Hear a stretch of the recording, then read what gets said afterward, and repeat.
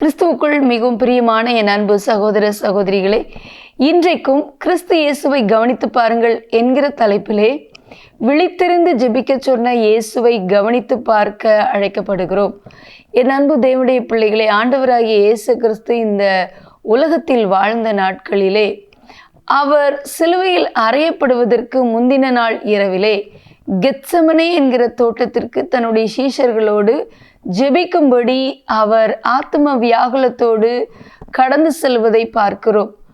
அவர் அவ்வாறு அங்கு சென்ற பொழுது பேதுரு மற்றும் தன்னுடைய சீஷர்களோடு கூட தன்னுடைய இருதயத்தின் துக்கத்தை, மரணத்திற்கேதுவான வியாகுலத்தை அவர்களோடு கூட பகிர்ந்து கொள்ளுகிறார். குறிப்பாக பேதுரு, யோவான், யாக்கோபு இவர்களோடு கூட அநேக காரியங்களை அவர் அங்கே பகிர்ந்து கொள்வதை பார்க்கிறோம்.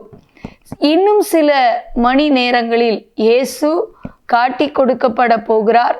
சிலுவையில் அறையப்படுவதற்காக ஒப்பு கொடுக்கப்பட போகிறார் என்கிற அந்த ஒரு சிந்தையிலே இயேசு தன்னுடைய காரியங்களை சீஷர்களோடு பகிர்ந்து கொண்டார்.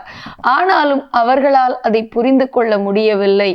இறுதியாக இயேசு அவர்களை அங்கே இருக்க சொல்லிவிட்டு, நீங்கள் விழித்திருந்து என்னோடு கூட இங்கே தங்கியிருங்கள், ஜெபியுங்கள், நான் போய் ஜெபித்து வருகிறேன் என்று சொல்லி இயேசு கிறிஸ்து அருகாமையிலே போய் அவர் இரவு ஜெபிக்கிறதை பார்க்கிறோம்.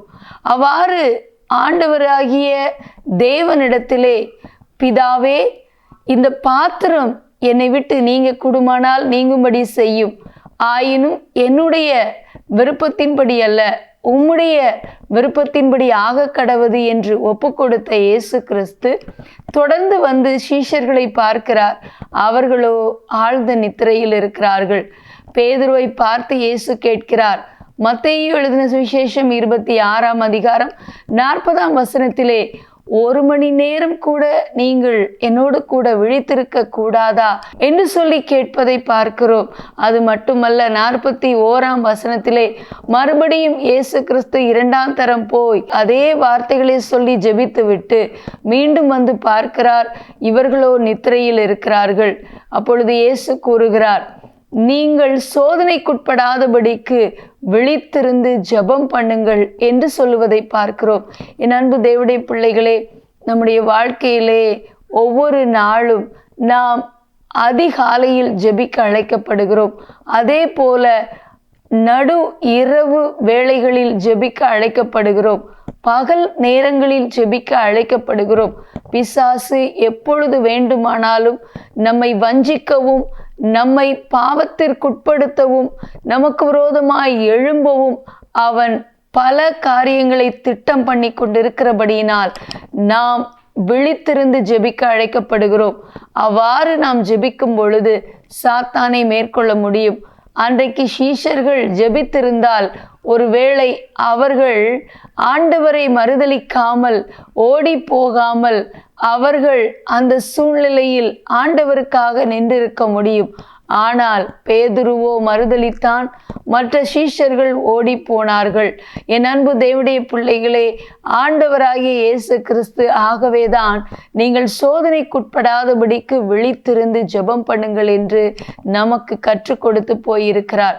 நம்முடைய வாழ்க்கையிலே பிரச்சனைகள் வரும் பொழுது, போராட்டங்கள் வரும் பொழுது சோர்ந்து போய் தூங்கி விடாமல் நாம் விழித்திருந்து ஜெபிக்க அழைக்கப்படுகிறோம். குறிப்பாக நடு இரவு வேளைகளில் நீங்கள் ஆண்டவருடைய பாதத்தில் ஜெபிக்கும் பொழுது அந்தகார சாத்தானுடைய கிரியைகளை அழிக்கவும், அது மட்டுமல்ல சாத்தானை மேற்கொள்ளவும் தேவன் உங்களுக்கு கிருபை கொடுத்து நடத்துவார். அவனுடைய அக்கினி ஆஸ்திரங்களை நாம் அவிழ்த்து போட கர்த்தர் கிருபை தருவார். ஆகவே கிறிஸ்து இயேசுவை கவனித்து பார்த்து விழித்திருந்து ஜெபிக்க அழைக்கப்படுகிறோம். இயேசு கிறிஸ்து இந்த உலகத்தில் வாழ்ந்த நாட்களில் இரவு முழுவதும் ஜெபித்தார். அதிகாலையில் இருட்டோடு எழுந்து ஜெபித்தார். பகல் நேரங்களில் ஜெபித்தார். இயேசு கிறிஸ்து ஜெபிக்காமல் எதையும் செய்யவில்லை. பிதாவோடு இணைந்திருந்தார். அது முழுவதும் அவருடைய ஜெப வாழ்க்கையை குறிக்கிறது. ஆகவே அன்பு தேவனுடைய பிள்ளைகளே, அவரை போல விழித்திருந்து ஜெபிக்க நாமும் அழைக்கப்படுகிறோம். கிறிஸ்து இயேசுவை கவனித்து பார்த்து விழித்திருந்து ஜெபிக்க சொன்ன இயேசு சொன்ன வார்த்தைக்கு கீழ்ப்படிந்து நாமும் ஜெபிப்போமா? எங்கள் அன்பின் பரலோக பிதாவே, ஆசீர்வதிக்கப்பட்ட இந்த நாளிலும் தகப்பனே, விழித்திருந்து ஜெபியுங்கள் என்று எங்களுக்கு நீங்க சொல்லி போயிருக்கிறீங்க சுவாமி.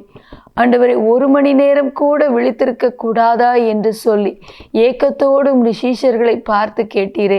நாங்களும் எங்களை விழித்திருந்து ஜெபிக்க அர்ப்பணிக்கிறோம். அப்படிப்பட்ட ஜெப ஆவியை எங்கள் ஒவ்வொருவருக்குள்ளும் தாங்க சுவாமி. உங்களை போல இரவு முழுவதும் ஜெபிக்க, அதிகாலையில் ஜெபிக்க எங்களுக்கு கிருபை தாங்கப்பா. ஆண்டவரே, இந்த இரவு முழுவதும் ஜெபித்து சாத்தானை மேற்கொள்ள எங்களுக்கு கிருபை தாங்க. ஆண்டவரே, உம்மை போல ஆண்டவரே நாங்கள் ஜெபிக்க, அப்படிப்பட்ட கிருபையை பெற்றுக்கொள்ள நீர் எங்களுக்கு கிருபை தந்து வழி நடத்துங்க. இயேசுவின் நாமத்தில் பிதாவே, ஆமேன். கிறிஸ்து இயேசுவை கவனித்து பார்த்து அவரை போல விழித்திருந்து ஜெபிக்க அழைக்கப்படுகிறோம்.